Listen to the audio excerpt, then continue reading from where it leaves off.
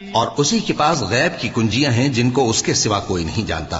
اور اسے جنگلوں اور دریاؤں کی سب چیزوں کا علم ہے، اور کوئی پتا نہیں جھڑتا مگر وہ اس کو جانتا ہے،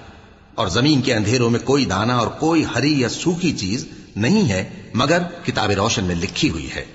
اور وہی تو ہے جو رات کو سونے کی حالت میں تمہاری روح قبض کر لیتا ہے، اور جو کچھ تم دن میں کرتے ہو اس سے خبر رکھتا ہے،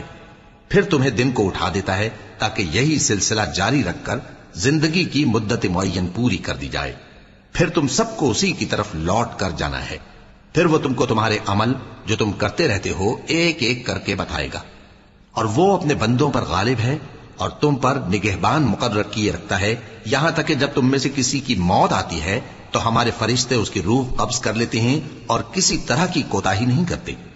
پھر قیامت کے دن تمام لوگ اپنے مالک برحق اللہ تعالی کے پاس واپس بلائے جائیں گے۔ سن لو کہ حکم اسی کا ہے اور وہ نہایت جلد حساب لینے والا ہے۔